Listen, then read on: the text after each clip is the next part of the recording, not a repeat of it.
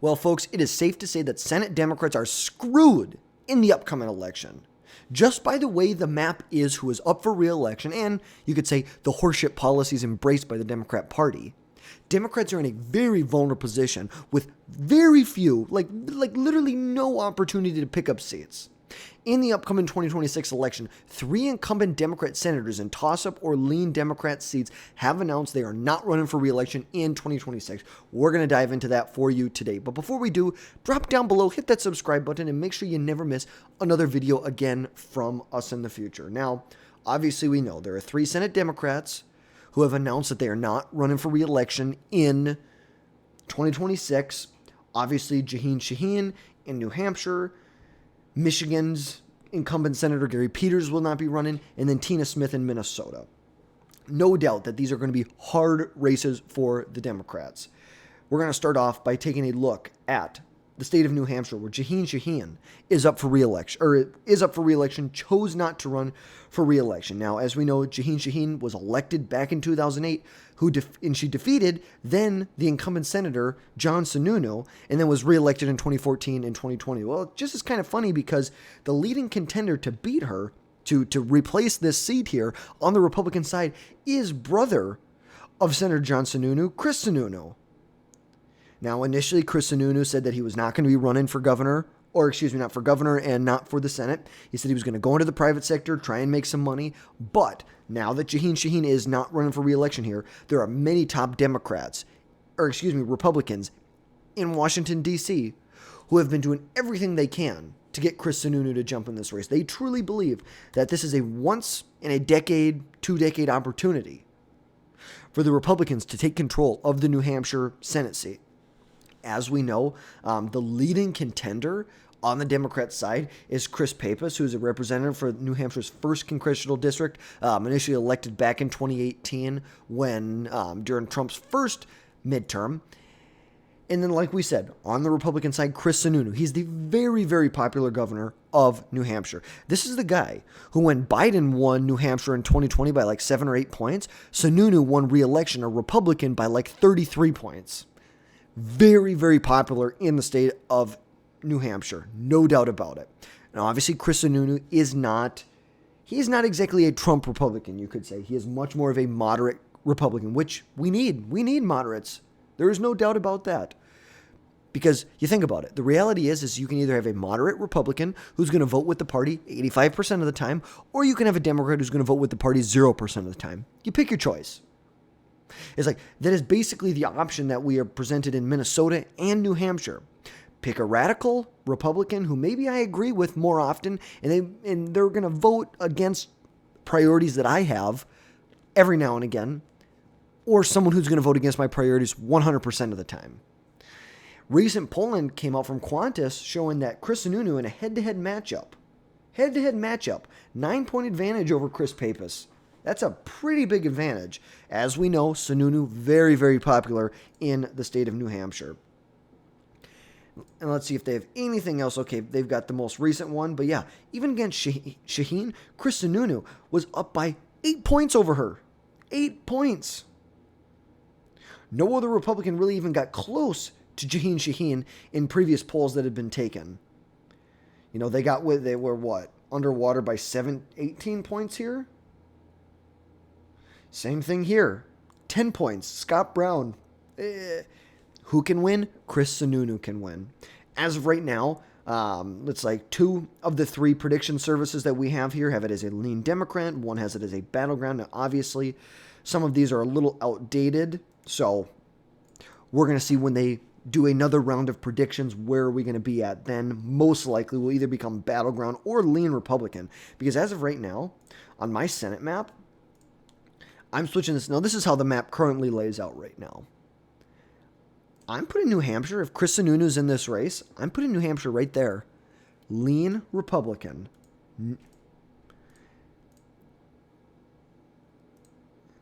Lean Republican. That is where I'm at right now. No doubt in my mind about it. Now, obviously, this would be a pickup if the Republicans could pick this seat up here. It would be huge for the Republican Party. Obviously, the National Senatorial Republican Committee wants to get to at a minimum 55 seats in the Senate. this is how you do it. It's through Minnesota, New Hampshire, Georgia, Michigan. That's where it's through.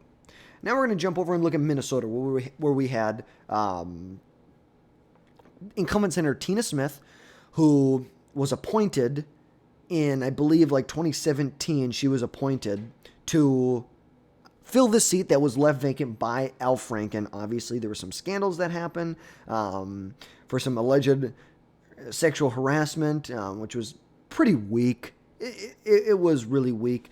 And she beat a special election against Karen Housley, a state senator here, by roughly 10 points. Went on. She had to run in 2020 to get the full 6 years. And obviously, we know 2020 was not a great year for the GOP. But still, Jason Lewis, the former Republican congressman from Congressional District 2, he lost to Angie Craig in 2018. It was a swing county or swing district. Not really a swing district anymore. It's definitely a lean Democrat seat now, but was able to get within striking distance, within 150,000 votes, 160,000 votes. Only lost to her by roughly 5 points in the state. Now, Smith, up for re-election, decided she's going to step out. The last time a Republican won a statewide election in Minnesota was in 2006 when moderate Republican Tim Pawlenty, who's now on CNN, really narrowly defeated the Democrat Farmer Labor candidate Mike Hatch. And typically, we're going to see in general elections that they're pretty close, decided by single-digit margins, except for, I guess you could say, the most recent Senate election in 2024 where incumbent Senator Amy Klobuchar just whooped Royce White's ass, just whooped him by 16 points. Granted, this is a state that President Trump lost by like 4 points, 4.5 points, and then Royce White got his ass kicked by 16 points. So, just saying, maybe not the best idea. You know how we were talking about earlier about New Hampshire? You can either run a Republican who is probably going to vote 99% with the party, but they can't win a general election, versus a good Republican who can win in the statewide, who's going to vote with the party 85% of the time. They're going to vote against the party a couple times. This is what we saw in 2024 was exactly that. Exactly that. Royce White ran. It's funny, he went to De La Salle High School. Interesting. Like from Hopkins, Minnesota. But ultimately, and he played in the NBA. But Royce White is a Steve Bannon, right-wing populist, and there's nothing wrong with that. There really isn't. I agree with many of the positions that he holds, but to win as that type of Republican in a lean Democrat state is not a reality. It just isn't. The reality is that if the Republicans want to win, they need a couple things to line up. A, they need let's just go through this real quick. Let's look at who's going to be potentially jumping in this race. As of right now, the Democrats who have declared that they're running to replace Tina Smith is Peggy Flanagan, the lieutenant governor, and the former, she was in the Minnesota State Senate. Okay, she was the former minority leader of the state Senate, Melissa Franzen from Edina, I believe is the district that she represents. Some people who have also looked at jumping in this race, Congresswoman Angie Craig, Keith Ellison, Congresswoman Ilhan Omar, Melissa Hortman. You even have people like Mayor Jacob Fry of Minneapolis potentially jumping in this race, which, what a horseshit candidate he is. What a horseshit mayor he is. So on the Democrat side, the Democrats would be smart to nominate someone like Angie Craig. Angie Craig represented a district that is becoming more and more Democrat-leaning. She could be replaced in that district, no doubt, and she is probably the most moderate candidate that could jump in this race. That's the reality of the situation. Tim Walz isn't running, Dean Phillips isn't running, Kelly Morrison isn't running, in which, not to say that they're moderate, I'd say Dean Phillips is relatively moderate. And now, of course, we're on a spectrum here of Democrats. We're not talking about the whole political spectrum. We're just talking about the spectrum of Democrats. So, if the Republicans want to win this seat here, what you want is you don't want Angie Craig to get the nomination, which I think is going to be tough. There's a lot of leftist liberals in the state that do not want to become more moderate. They want to become more liberal. People like Keith Ellison, the Minnesota Attorney General, who this guy is crazy. This is the guy who is bringing a lawsuit against the Trump administration for stopping transitions, for revoking federal funding from institutions that provide transition services for minors under the age of 19. Like, even California wouldn't sign on to that. Like, That's how radical this guy is California wouldn't even sign on to this lawsuit. Literally, it was Keith Ellison in like Oregon or Washington or some stupid state like that. But they want, if the Republicans want to win, they want Omar, they want Keith Ellison, or they want Peggy Flanagan. These are radical left-wing leftists. These are the types of people who donated money to the minute to free the rioters that came and burnt down the entire this entire city of Minneapolis. These are the people who want to defund the police. These are the people who want to let children mutilate themselves. That's the reality of the situation here. So, what do Republicans need? First, they need a Democrat like Peggy Flanagan, Keith Ellison, or Ilhan Omar, who's very radical, who is a easy target. Number two, they need to not nominate Royce White. Royce White is a terrible candidate. Could he win in some states? Sure. Royce, go to Kentucky, you'd win. Go to Indiana, you're going to win. Go to South or North Dakota, you're going to win. You're not going to win in Minnesota. I'm sorry to tell you, you're not going to win a statewide election in Minnesota. You're just not. Unless you become more moderate, you are not. This isn't a game of how far to the right can you go. It's how can you appeal to the largest share of the electorate in Minnesota. You're not running to represent the United States. You are running to represent Minnesota. So stay the hell away from Royce White. Number two. Nominate someone like a Kendall Quayles, Ryan Wilson, who he was in the 2022 elections. He ran for state auditor against Julie Blaha, or Baha, whatever the hell her name is, and he, on the Republican side, became the closest to winning in a statewide election in 2022, along with Jim Schultz, who got really, I think he was within like 20,000 votes. Oh gosh, even tighter, like 9,000 votes. Like 9,000 votes separated them here. That's, whew. The same thing happened with, and they have his name on here. Oh, I don't see his name up here. What the heck? Gosh, Jim Schultz, is he not looking? I could have swore that he had some interest in running. But he is a Minnesota lawyer, politician. Jim for MN, Jim for Min. He came within like 20,000 votes of beating Ellison in 2022. Pretty radical stuff here. And then number three, the Republicans need to be well funded by the National Republicans. They need help from the National Republicans if they want to win this race. That is it's just as simple as that.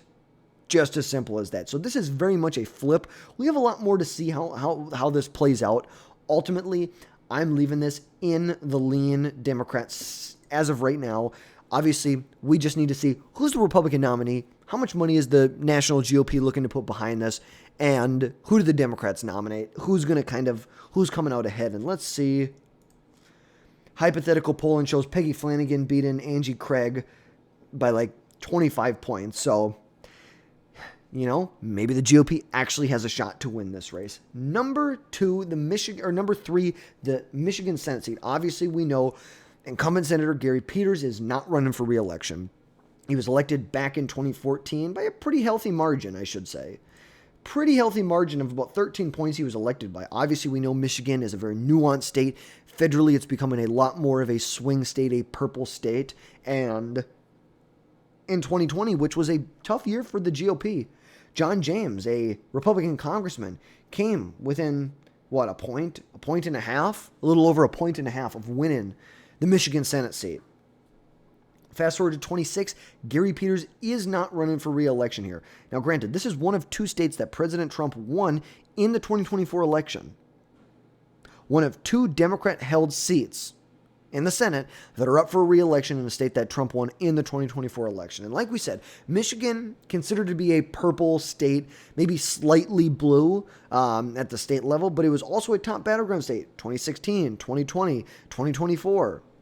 Now, obviously, they backed Trump in 2016, Biden in 2020, Trump in 2024.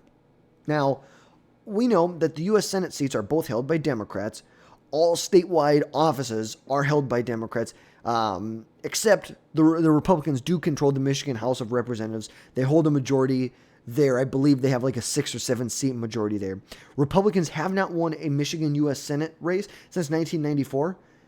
And they haven't won this specific seat since 1972. let's put that in perspective. Richard Nixon won in a landslide in 1972. That was the last time there was a Republican in this seat.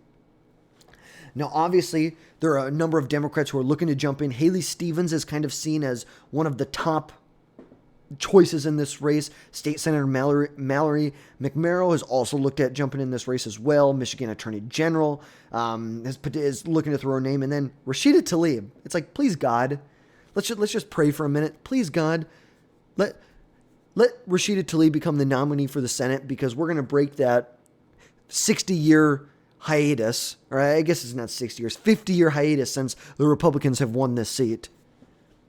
And the Democrats got some pretty rough news that Pete Buttigieg, which, maybe it wasn't as rough. Maybe they thought he would do better in the state than he actually would have. But Pete Buttigieg, the former U.S. Secretary of Transportation who lives in Michigan, was a candidate in 2020, is not going to run for the governor's mansion or for the Senate seat. That comes along with Gretchen Whitmer, who Whitmer and Buttigieg both have their sights set on 2028 running for president. Hypothetical polling right now shows Gretchen Whitmer up in both of these, but we know she's not running here. Haley Stevens getting like 2% of the vote. So we're going to see how that goes. On the Republican side, obviously, former U.S. Representative Mike Rogers, who ran for Senate in 2024, lost to Alyssa Slotkin by like 20,000 votes. It was a really, really tight race. Looking to throw his hat in the ring again. Tudor Dixon, a conservative media personality, also ran against Whitmer in 22, just kind of got her ass handed to her by like 10 points. I think she's a very good Republican, don't get me wrong. I think Mike Rogers just would be a stronger candidate here. Because then you also have to look, there's a governor's race open. So you have John James and Tudor Dixon are polling about the same, about 30% each, respectively, in the governor's race. So we're going to see what happens, but I think this is Mike Rogers' seat. Unless, if John James or Tudor Dixon, really, it's like if they might split up and one takes the governor's seat and one takes the this open Senate seat here. But we're going to see what happens. Obviously, a lot to unpack. People like Ronna McDaniel, it's almost a joke that her name's even in this race. Like, we don't want you. Nobody wants you. You're a horrible Republican chairwoman. You were terrible. Just horrid. I don't even know how else to put it. You were absolutely horrid. And as of right now, hypothetical polling has over between Tudor Dixon and Mike Rogers has Dixon up in one poll about 4 points and another poll about 3 points. So we're going to see what happens. And every single one of these prediction sites has it ranked as a toss-up. As of right now, the polling that we have out it's like you can kind of see where we're at right here. One taken about 3 weeks ago against Haley Stevens shows Mike Rogers up by about 6 points. Obviously, I expect this gap to close quite a bit with 24% undecided. Obviously, Whitmer.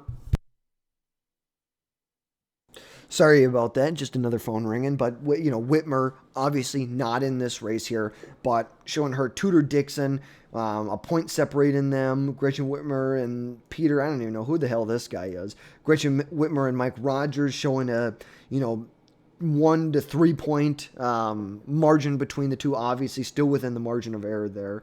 And against Pete Buttigieg, Mike Rogers, there was some polling that showed that he was up. So really right now, it's like, my guess it's either going to be the Attorney General is going to be the one who's jumping in the race and who's going to get the nomination, or it's going to be Haley Stevens, the Democrat representative. She worked in the Obama administration, pretty popular with the industrial-based people, people who are in manufacturing jobs. Very popular there. She helped save a lot of jobs in the state back in 2008. We're going to see what happens. Obviously, I'm ranking this on my side. This is a toss-up state. If anything, I would say it's a slight. We're not on. If we were on this site, you could see how it actually is, because I've noted Michigan as a slight, not lean, just slight Democrat. Minnesota, I would put lean. Georgia, I would put lean Republican. True. It's like if Cooper jumps in the race, I could see this as a slight Democrat advantage. It's just going to depend on how Tom Tillis, how things play out for him. But let's fill in the rest of these seats here. Actually, those would be that. Republicans are most likely going to take all of these here. Ashley Moody up for re-election in Florida. John Husted has to prove that the voters actually want to see him for another 6 years. Dick Durbin up for re-election in Illinois, not very worried about that. Rhode Island, Jack Reed, obviously most likely going to win. Cory Booker, and then Mark Warner. The only thing I'd say is with Mark Warner is, you look back 2014 in Virginia, Mark Warner only won re-election by like a point. It's like obviously in 2020, he expanded his margin, but if this is a good year for Republicans, Glenn Youngkin has looked at jumping in this race. It could be huge if Youngkin jumps in this race. It could at least tighten the race and show that it's possible that they could win. Not a given, but it definitely could. It definitely could be closer with a good governor, very popular. So, as you guys know, Senate Democrats, I truly believe they are screwed in the upcoming Senate election. So I appreciate you guys tuning in today. You guys have a good rest of your day.